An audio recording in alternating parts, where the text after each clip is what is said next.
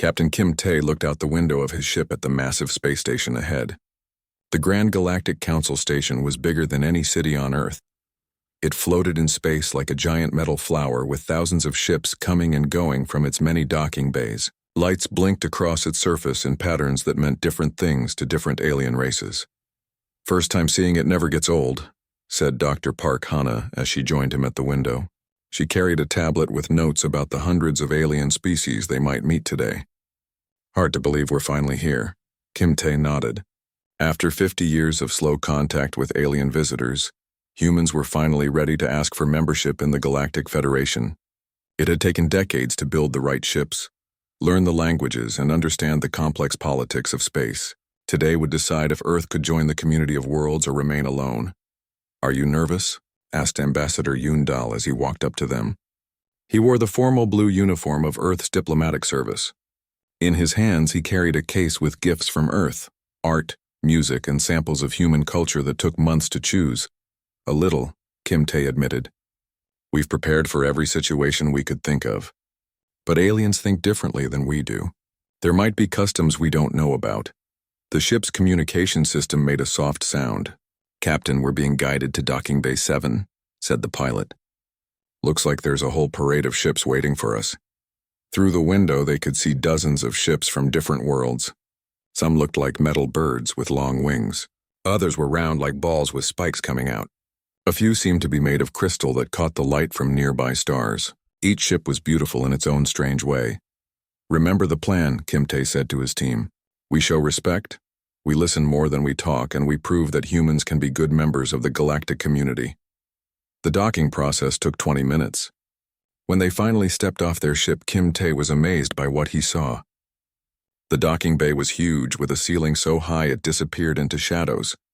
Aliens of every shape and size moved around them. Some walked on two legs like humans. Others rolled on wheels or floated in the air. A few looked like walking trees with faces in their bark. "Welcome to the Grand Galactic Council Station," said a voice behind them. They turned to see a tall alien with blue skin and 4 arms. "I am Guide Kellen. I will take you to the council chamber." As they walked through the station's corridors, Guide Kellen explained what would happen. "Today, the 4 major powers will hear your request. The Saurian Empire, the Hive Confederation, the Gorvan Republic, and the Ethereal Dominion control most decisions in the Federation. If they agree, other species usually follow." The corridors were filled with amazing sights. Floating gardens where plants from 100 worlds grew together. Art galleries showing sculptures that changed shape as you watched them. Markets where beings traded goods from across the galaxy. Kim Tae had studied pictures and videos, but seeing it in person was overwhelming. "The council chamber is just ahead," Guide Kellen said. "Remember, speak only when spoken to. The major powers do not like interruptions." The chamber was a massive dome with seats arranged in circles going up to the ceiling. In the center was a platform where the human delegation would stand. Around them, thousands of aliens sat waiting to watch the proceedings. The air buzzed with translation devices turning speech from one language to another. 4 large thrones sat at the front of the chamber, each one designed for a different type of being. Kim Tae recognized them from his briefings. The stone throne belonged to High Chancellor Vorthak of the Saurian Empire. The metal web was for Prime Minister Klexus of the Hive Confederation. The iron seat was General Morgath's from the Gorvan Republic. The crystal chair held Empress Zilia of the Ethereal Dominion. "Humans of Earth," boomed High Chancellor Vorthak's voice through the translation system. "You have requested membership in our federation. State your case." Kim Tae stepped forward and bowed slightly, the way his cultural advisors had taught him. "Honored leaders, we come before you with respect and hope. Humanity offers friendship, knowledge, and our commitment to peace among the stars." He gestured to Ambassador Yoon-dal, who opened the case of gifts. "We bring samples of human art, music, and culture. We hope these small tokens show our desire to share and learn with all species." The 4 leaders looked at the gifts without much interest. High Chancellor Vorthak leaned forward on his throne. His reptile-like face showed no emotion, but his eyes were cold. "We have reviewed your species' history," Vorthak said slowly. "You are primitive carbon-based parasites who destroy your own world. Your wars, your pollution, your inability to work together. Why should we welcome such creatures into our civilization?" Kim Tae felt his heart skip a beat, but he kept his face calm. We acknowledge that humanity has made mistakes, but we have also learned from them. We've ended global wars, begun healing our planet, and united our people for this moment. Prime Minister Klexis spoke next. Her voice was like the sound of clicking metal. Your planet is an insignificant backwater mudball on the edge of nowhere. You have nothing we need and nothing we want. The Federation gains nothing from your membership.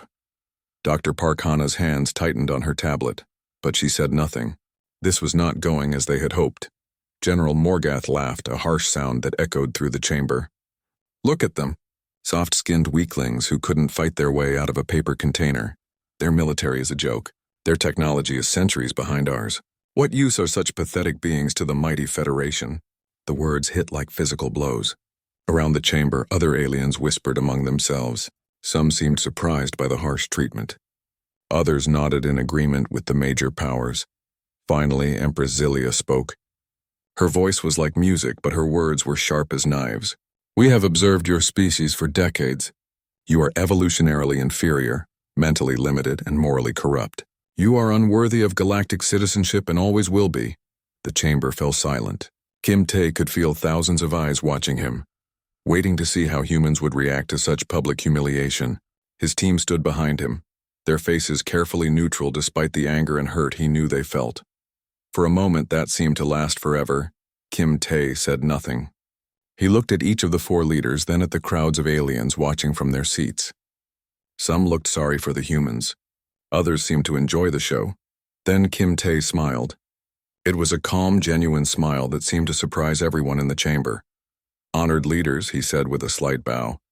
Thank you for your honesty. Your words give us much to think about. We appreciate that you have taken time from your busy schedules to share your valuable perspectives with us. High Chancellor Vorthak's eyes narrowed. This was not the reaction he expected. Kim Tae continued in the same polite tone. We would like to request a 30-day recess to properly consider your feedback. We want to make sure we give your concerns the serious thought they deserve. A recess? General Morgath sounded confused. For what purpose? To reflect on your wisdom, Kim Tae replied. Clearly, we have not yet proven ourselves worthy of this great federation. Perhaps 30 days will give us time to better understand what you need from us. The four leaders looked at each other. They had expected the humans to either beg for acceptance or storm out in anger. This calm request for time was puzzling. Very well, Empress Zilia said after a moment. 30 days. But do not think time will change our opinion of your species. Of course not, Kim Tae agreed. We would not presume to change your minds with anything less than clear proof of our worth. As the human delegation left the chamber, Guide Kellen walked with them. That was unexpected, he said quietly. Most species either attack or grovel when the major powers speak that way. We're not most species, Dr. Parkhana said with a small smile. Back at their ship, the human team gathered in the meeting room. Ambassador Yoon Dal sat heavily in his chair. Well, that could have gone better. Actually, Kim Tae said, I think it went exactly as it needed to. How can you say that? Yoon Dal asked. They insulted us in front of the entire galaxy. They showed us exactly who they are, Kim Tae replied.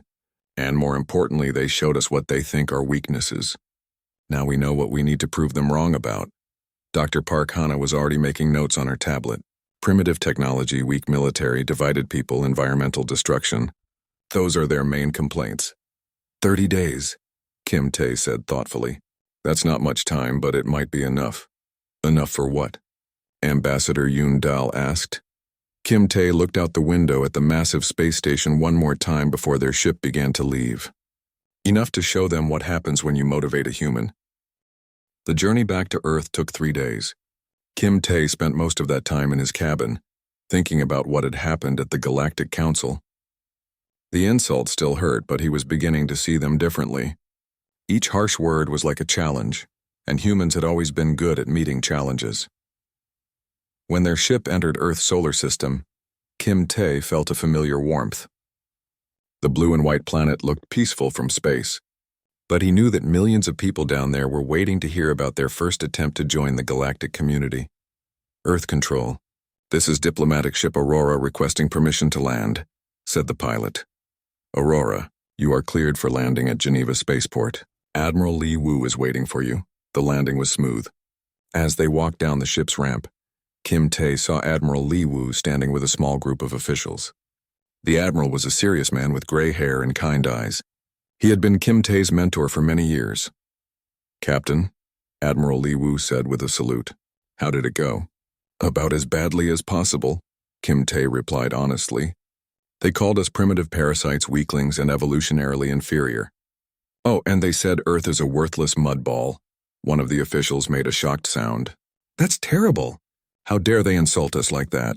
But Admiral Li Wu was smiling slightly. "And how did you respond?" "I thanked them for their honesty and asked for 30 days to think about their feedback." The admiral's smile grew wider. "Good, very good. Come. The council is waiting." They drove through Geneva to the United Earth Government building. Kim Tae watched the city pass by through the car window. People walked on clean streets between tall buildings covered with gardens. Electric vehicles moved quietly through the traffic. It looked nothing like the war-torn, polluted world the aliens had described. The council chamber was much smaller than the one on the space station, but it felt more welcoming. Representatives from every nation on Earth sat around a large round table. At the head sat President Chen Wei, a calm woman who had led Earth through its unification 20 years earlier. "Captain Kim Tae," President Chen Wei said as they entered. "Please tell us everything that happened." Kim Tae gave a detailed report of the meeting. He repeated every insult exactly as it was said. When he finished, the room was quiet for a long moment. "Well," said the representative from Brazil, "at least we know where we stand." "Yes," agreed the representative from Nigeria. "But what do we do about it?" Dr. Park Hana stepped forward. "If I may, President Chen Wei, I think I have an idea." "Please, Doctor. We need all the ideas we can get." Dr. Park Hana activated a wall screen that showed pictures of the 4 alien leaders. "I've been studying these species for months. Each insult they made actually reveals something about them." She pointed to High Chancellor Vorthak. "The Saurians called us primitive parasites, but their own technology hasn't changed in over 1,000 years. They're so proud of their ancient empire that they've stopped innovating." Next, she showed Prime Minister Klexus. "The Hive Confederation called Earth worthless, but they've been looking for new planets to expand to for centuries. Their own worlds are overcrowded." The picture changed to General Morgath. "The Gorvan Republic called us weak, but they haven't won a real war in 300 years. All their battles are against much smaller, weaker species." Finally, she showed Empress Zilia. "The ethereal Dominion called us inferior, but they live in isolation on crystal worlds. They barely interact with other species anymore." "What are you saying, Doctor?" asked President Chen Wei. "I'm saying that their insults tell us more about their fears than our weaknesses. They're afraid of change, of competition, of new ideas. They want to keep the galaxy exactly as it is with them in charge." Admiral Li Wu nodded slowly. "So what do you suggest we do?" Dr. Park Hana looked around the room. "We show them what humans do best. We adapt, we innovate, and we prove them wrong." "In 30 days?" asked the representative from India. "That's impossible, is it?" Kim Tae spoke up. "What did humans accomplish when we were told we couldn't go to the moon? When they said we couldn't cure diseases? When they said we couldn't stop fighting each other? We proved them wrong," said President Chen Wei quietly. "Exactly. The aliens think they know what humans are capable of. Let's show them they're mistaken." Admiral Li Wu stood up. "What do you need?" Kim Tae looked at his team, then back at the admiral. "I need Engineer Choi Min and his team. I need access to every research lab on Earth. And I need you to call every favor we have with private companies, universities, and space agencies." "Consider it done. What's the plan?" Dr. Park Hana pulled up another screen showing a list. "Operation Mirror. We're going to address every single complaint they made, one by one." The list appeared on the screen. "Primitive technology. Show them innovation they've never seen. Weak military. Demonstrate strength without aggression. Divided people. Prove human unity and cooperation. Environmental destruction. Share our healing of Earth. Worthless location. Make our position an advantage. Evolutionary inferiority. Display human adaptability." "This is ambitious," said President Chen Wei. "Can we really do all this in 30 days?" "There's only one way to find out," Kim Tae replied.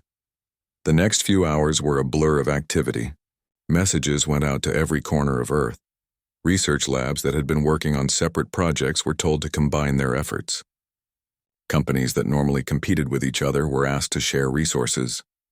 Military units from different nations began joint training exercises. Engineer Choi Min arrived that evening with his team of technology specialists. He was a young man with bright eyes and hands that were always moving as he talked. "Captain Kim Tae," he said excitedly, "I've been working on something that might interest you.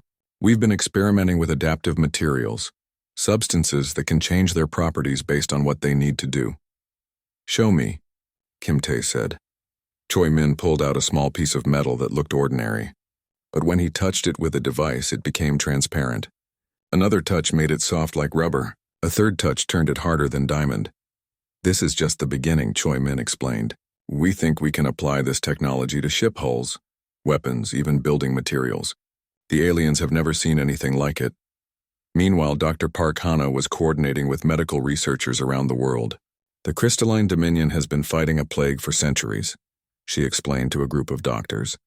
"Their rigid thinking has prevented them from finding a cure. But human medicine approaches problems differently.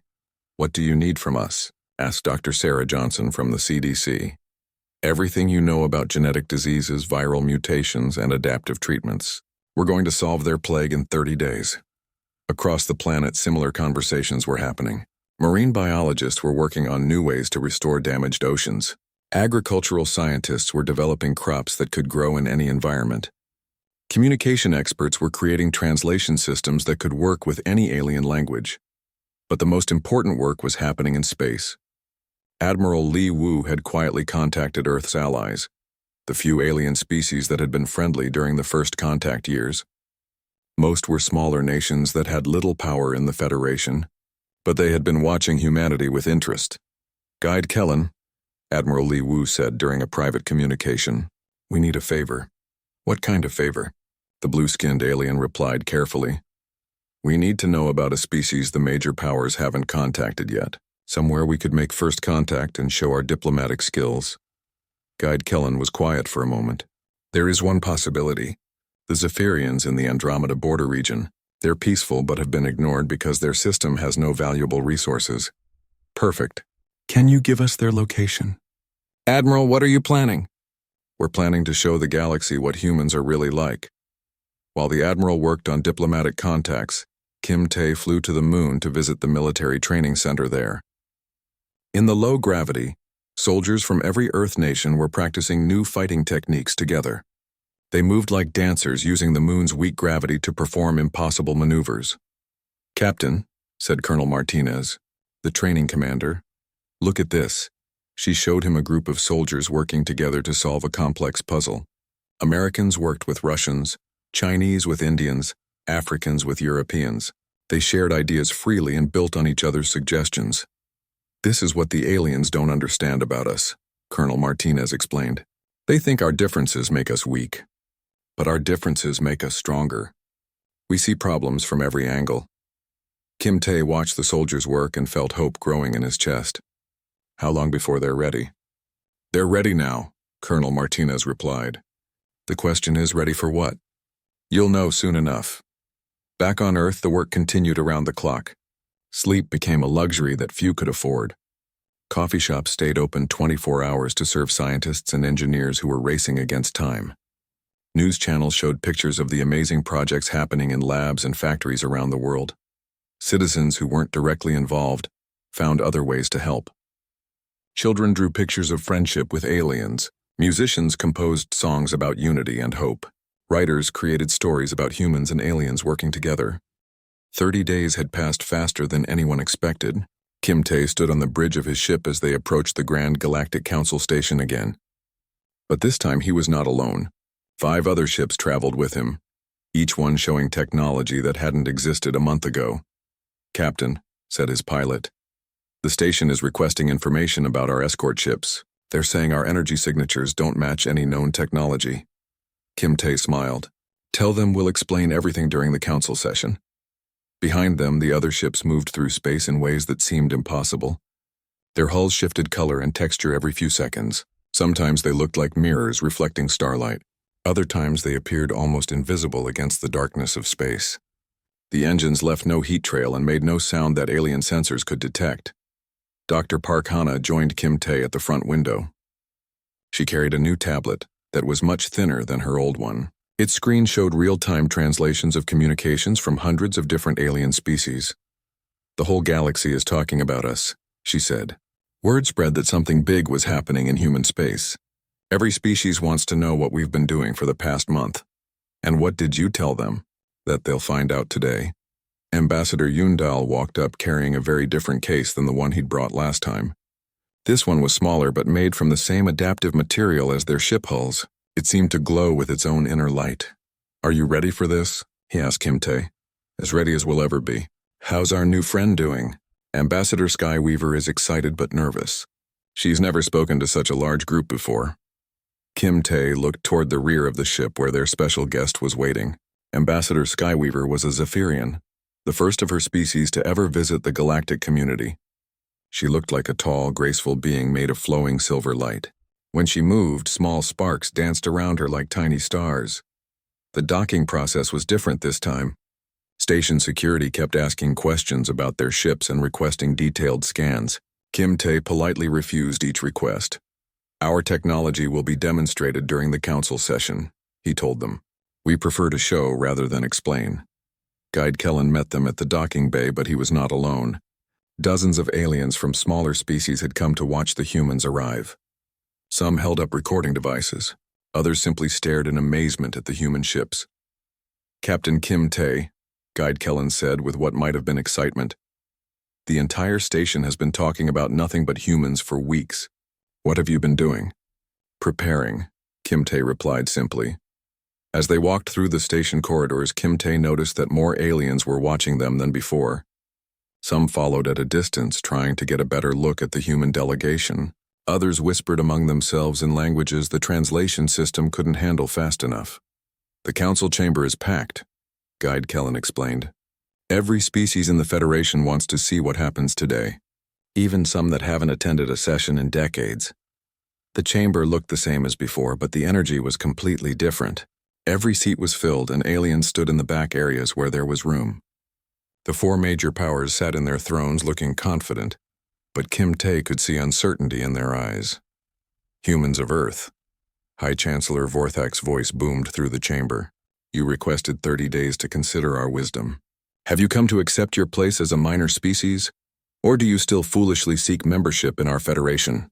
Kimte stepped forward and bowed the same way he had a month ago. But this time, his team moved with him in perfect coordination. Dr. Park Hana activated her new tablet. Ambassador Yundal prepared his case, and Ambassador Skyweaver stepped into view for the first time. A gasp went through the chamber. Many aliens had never seen a Zephyrian before. Her silver light seemed to fill the entire central platform with gentle radiance. "Honored leaders," Kimte said clearly, "we return with deep gratitude for the motivation you provided. Your challenges helped us understand what we needed to accomplish." "Motivation?" General Morgath sounded confused. "We told you that your species was worthless." "And we took your words to heart," Kimte replied. "We realized that actions speak louder than words, so we decided to show you what humans can do when properly motivated." He gestured to Dr. Park Hana, who stepped forward with her tablet. "You said our technology was primitive. Dr. Park Hana, would you please demonstrate our recent innovations?" Dr. Park Hana touched her tablet, and suddenly the human ships outside became visible on every screen in the chamber. The aliens watched in amazement as the ships transformed before their eyes.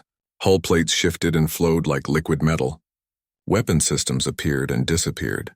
The ships seemed to become living things that could adapt to any situation. "Adaptive matter technology," Dr. Park Hana explained. "Our ships can change their configuration for any mission: exploration, defense, rescue, or diplomacy. The materials respond to the crew's needs in real time." Prime Minister Klexus leaned forward in her throne. "That's impossible. Matter cannot be made to change its basic properties so quickly." "Respectfully, Prime Minister," Dr. Park Hana said with a smile, "it can if you approach the problem from a human perspective. We don't see matter as fixed. We see it as potential waiting to be shaped." She touched her tablet again, and the ships demonstrated their new engines. They moved through space in smooth curves that defied traditional physics. They could stop instantly, change direction without turning, and accelerate faster than anything the aliens had seen before. "Our engines work by bending space-time in controlled waves," Dr. Park Hana continued.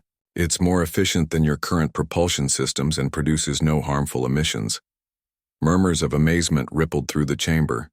Several smaller species were taking detailed notes, but the four major powers looked less pleased.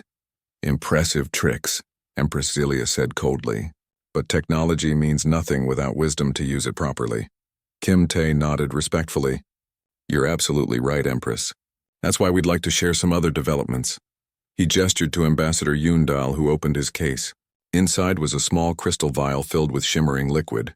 Your Majesty, Ambassador Yundal said directly to Empress Zelia, we understand that your people have suffered from the crystal plague for over 800 years. Human medical researchers believe we have developed a cure. The chamber fell completely silent. The crystal plague had killed millions of ethereal Dominion citizens. Their best scientists had been unable to find a solution for centuries. You claim to have cured the crystal plague in 30 days? Empress Zelia's voice was barely controlled. Our greatest minds have worked on this problem for generations. With respect, Your Majesty, Dr. Park Hana replied, your scientists approached it as a crystal problem. Human doctors approached it as a biological problem. We discovered that 3 common earth plants, when combined properly, can neutralize the plague organisms completely. She held up the vial. This solution is safe, effective, and can be mass-produced using plants that grow easily on most worlds. We're prepared to share the formula freely with your medical teams. Empress Zelia stared at the vial as if it contained liquid starlight. Around the chamber, other aliens whispered excitedly. If humans could cure a disease that had stumped the galaxy's most advanced civilization, what else might they be capable of? But High Chancellor Vorthak was not impressed. Medicine is one thing, but you called yourselves worthy of Federation membership. Membership requires strength, not just clever chemistry.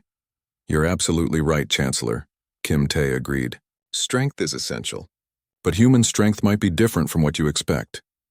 He activated a communication device, and suddenly the chamber's main screen showed a live feed from space.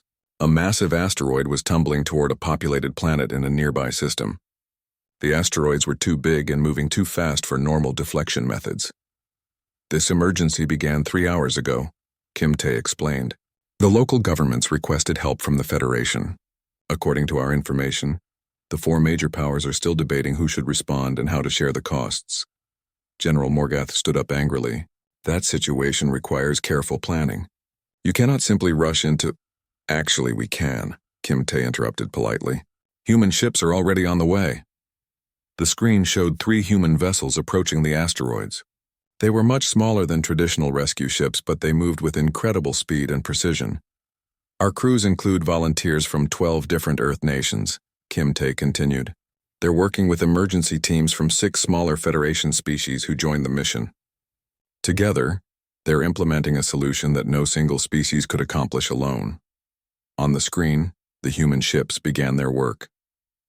Instead of trying to destroy the asteroids, they used their adaptive technology to wrap around the space rocks like metal blankets.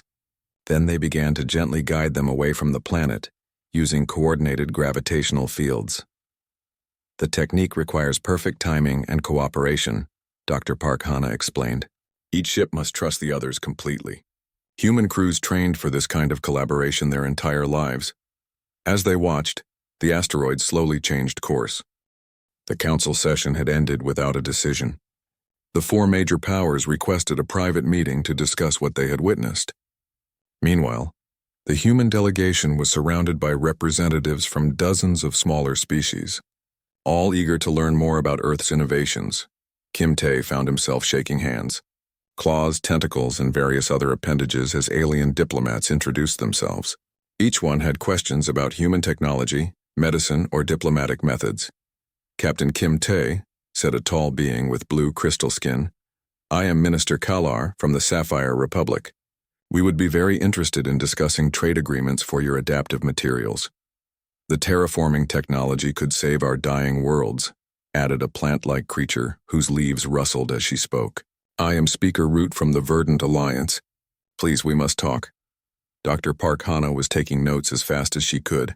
Captain, we've received formal requests for cooperation from 37 different species in the last hour. They're offering everything from rare minerals to advanced computing systems. Ambassador Yundal looked overwhelmed. How do we handle all this? We weren't prepared for this level of interest. We handle it the way humans always do, Kim Tae replied. We listen to everyone, we treat them fairly, and we find ways to help each other. For the next 3 hours, the human delegation met with group after group of alien representatives. Each meeting revealed new opportunities for cooperation and friendship. But more importantly, Kim Tae began to understand the real politics of the galaxy. The 4 major powers control most decisions, explained Guide Kellen during a private moment. But they don't represent the majority of species.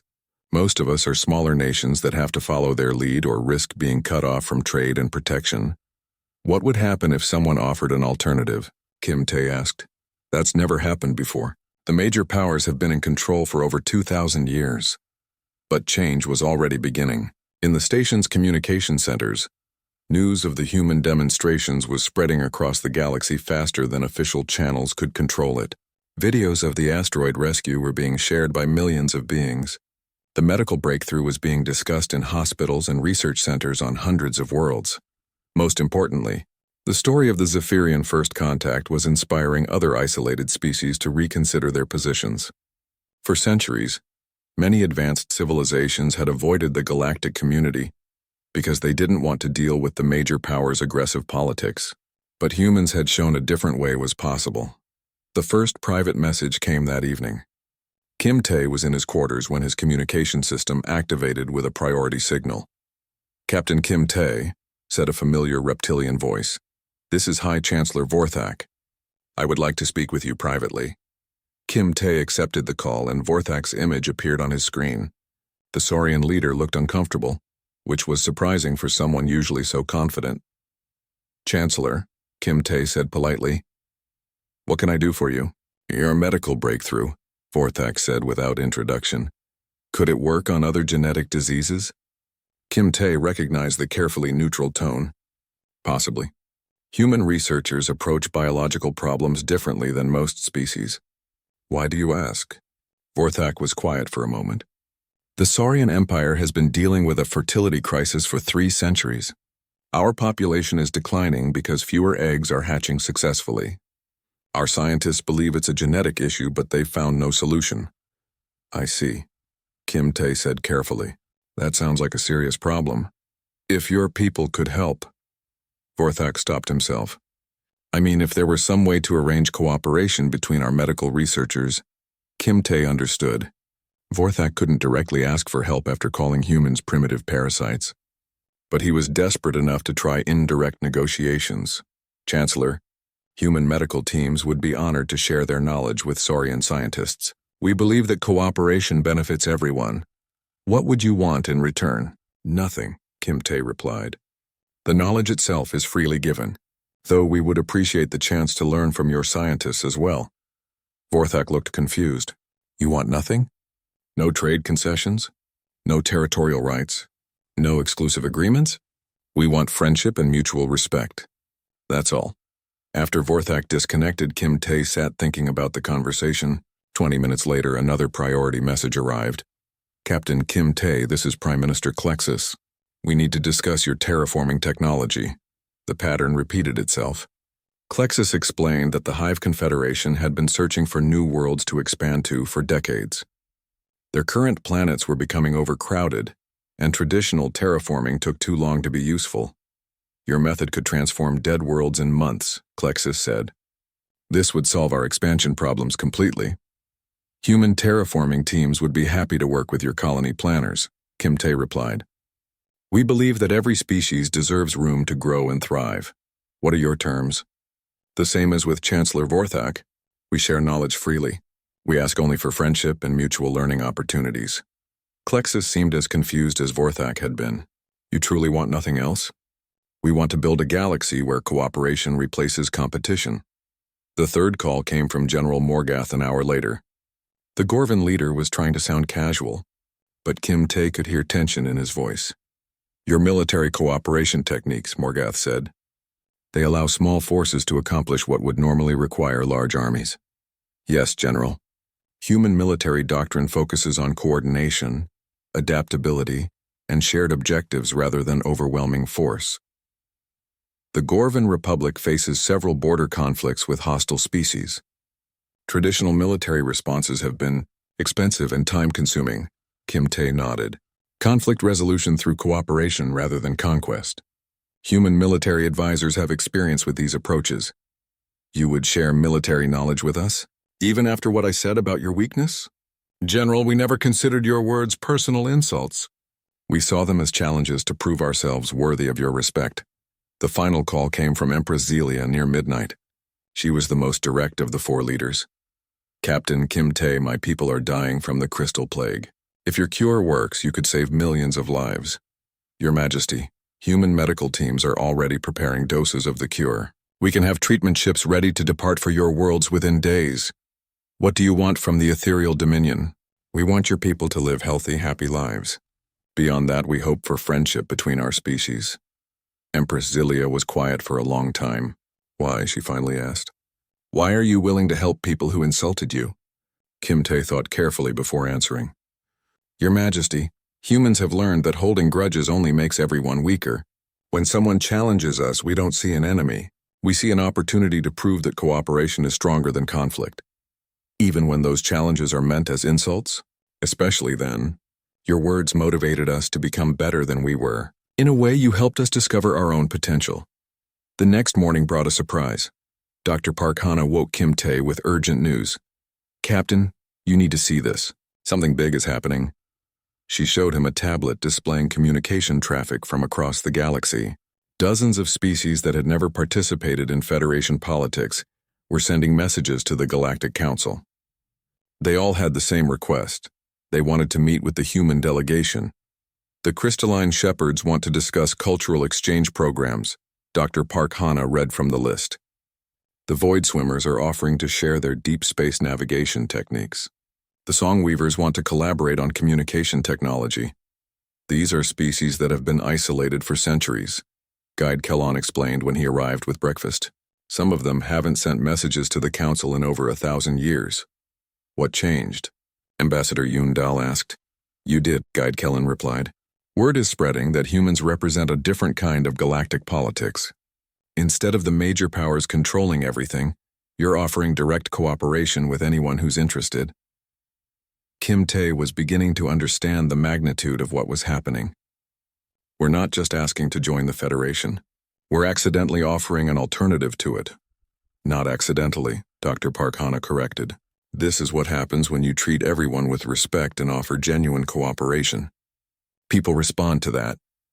The human delegation spent the day meeting with representatives from species they'd never heard of. Each conversation revealed new possibilities for friendship and collaboration.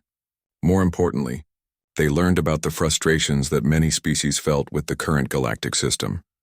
The major powers make all the decisions, explained Ambassador Flowing Stream from the Aquatic Collective. Smaller species like ours have no real voice in Federation policy. Our trade routes are controlled by regulations that benefit the big empires, added Representative Sharpclaw from the Avian Brotherhood. We've been trying to establish direct commerce with other species for decades. Cultural exchange is almost impossible, said Scholar Bright Thoughts from the Academic Union. Everything has to go through the major powers approval systems. Conference Room 7 was much smaller than the main council chamber. The four major leaders sat around a circular table looking uncomfortable. When the human delegation entered, Kim Tae noticed that the aliens seemed less confident than they had during the public sessions. Please, sit, High Chancellor Vorthak said, gesturing to chairs across from them. Kim Tae sat down with his team arranged around him. Dr. Park Hana had her tablet ready. Ambassador Yoon Dal carried his diplomatic case, and Ambassador Skyweaver's silver light filled the room with gentle radiance. Captain Kim Tae, Empress Zelia began, we need to discuss the current situation. What situation is that, Your Majesty? Prime Minister Klexus leaned forward. Don't pretend you don't know.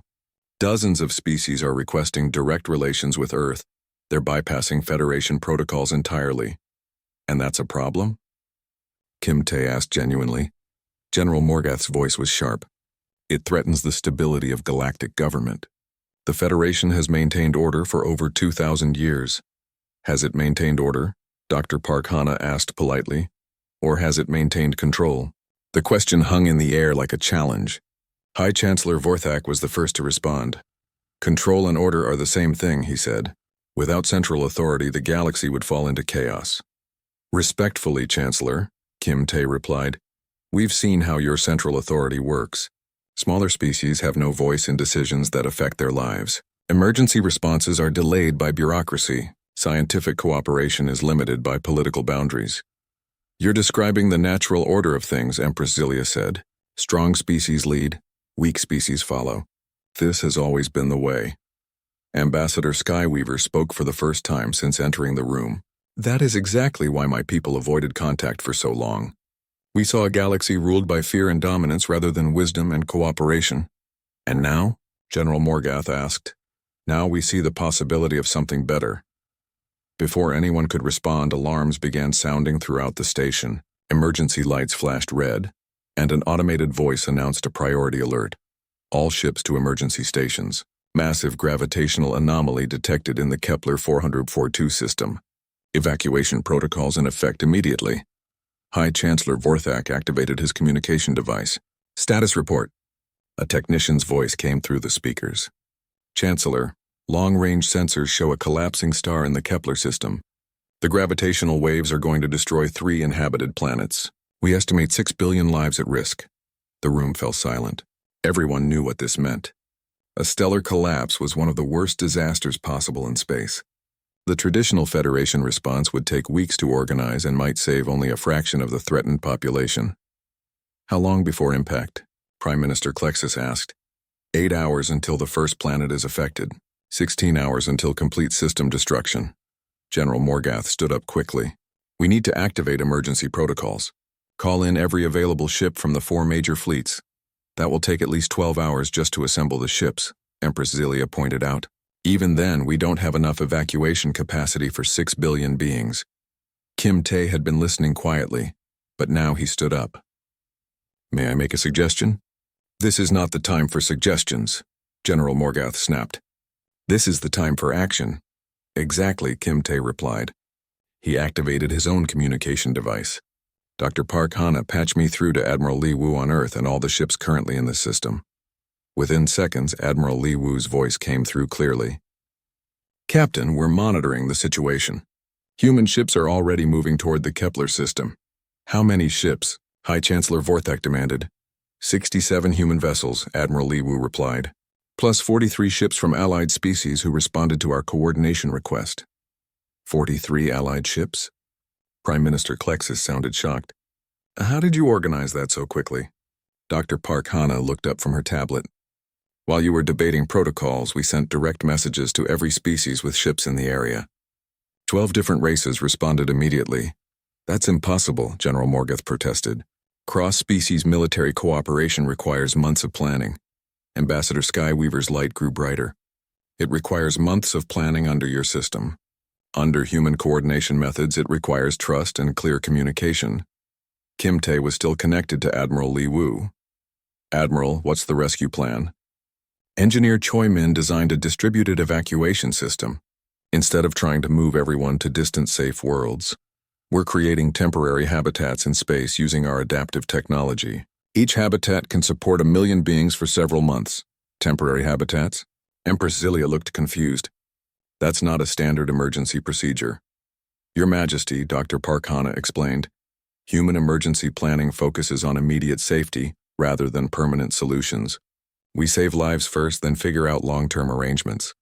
The communication system activated again with updates from the rescue fleet. Captain Kim Tae, this is Captain Park Jun commanding the lead rescue group. We're coordinating with crystalline shepherd ships to establish the first habitat. Their energy weaving techniques work perfectly with our adaptive materials. And the Aquatic Collective is providing mobile ocean systems for the water-breathing populations, added another voice. The Avian Brotherhood is handling atmospheric requirements for flying species. High Chancellor Vorthak stared at the communication system in amazement. You're coordinating 12 different species in real-time disaster response? 15 species now, Admiral Li Wu corrected. The Void Swimmers just arrived with deep space transportation systems, and the Song Weavers are providing communication networks to keep everyone connected. As they listened to the rescue operation unfold, the 4 major leaders began to understand what they were witnessing. This wasn't just an emergency response. It was a demonstration of an entirely different approach to galactic cooperation. Captain Kim Tae, came another update. This is Dr. Kim Soo with the medical response team. We're treating evacuees from 6 different species simultaneously. The ethereal Dominion healers are sharing crystal therapy techniques while our doctors provide biological treatments. Wait, Empress Zelia interrupted. My people are participating in this rescue? Yes, Your Majesty, Dr. Park Hana replied. When we sent the general coordination request, your medical teams responded immediately. They said that saving lives was more important than political procedures. General Morgath was looking at tactical displays on his own device. This is remarkable. Your fleet is moving 3 times faster than standard evacuation procedures. How? Because we're not waiting for permission or following rigid command structures, Kim Tae explained. Each ship captain has clear objectives and the authority to make immediate decisions. When everyone trusts each other, response time improves dramatically. The updates continued for hours. The human-led coalition rescued population after population from the doomed planets. Each success was shared immediately with all participating ships, creating a network of real-time learning and adaptation. Captain Park Jun reporting, came one update. We've successfully evacuated the underwater cities from Kepler 442b. The Aquatic Collective's ocean ships are amazing. They can carry entire coral reef ecosystems. Medical update, added Dr. Kim. So we see 0 casualties so far. Cross-species medical cooperation is working better than anyone expected. The ethereal healers are teaching us crystal techniques that work on biological beings. By the 6th hour, something unprecedented was happening. Not only were all 6 billion beings safely evacuated, but the rescue operation had become the largest cross-species cooperation effort in galactic history. Final update. Admiral Li Wu announced, all populations successfully evacuated. Total rescue time 7 hours 43 minutes. All temporary habitats are stable and fully supplied. The conference room was completely quiet. The 4 major leaders stared at their communication devices as if they couldn't believe what they'd heard. 7 hours, Prime Minister Klexus said slowly. You saved 6 billion beings in 7 hours. We didn't do it alone, Kim Tae pointed out. 15 different species worked together. Each one contributed their unique abilities to solve the problem. But how? General Morgath seemed genuinely confused. How did you organize such a massive operation without central command structure? Dr. Park Hana smiled. With respect, General, we didn't organize it at all. We just provided a way for everyone to communicate and coordinate. Each species organized themselves based on what they do best. The Aquatic Collective handled water worlds because they understand ocean systems, Ambassador Yoon Dal explained. The Avian Brotherhood managed atmospheric requirements because they're experts in flight dynamics. The Crystalline Shepherds provided energy systems because they work with pure energy forms. Everyone contributed their strengths, Kim Tae continued, while humans provided coordination and adaptive technology. No one species was in charge. Everyone was equal partners working toward the same goal. Ambassador Skyweaver spoke softly. This is what cooperation looks like when it's based on mutual respect rather than dominance. High Chancellor Vorthak was quiet for a long time. Finally, he looked up at Kim Tae.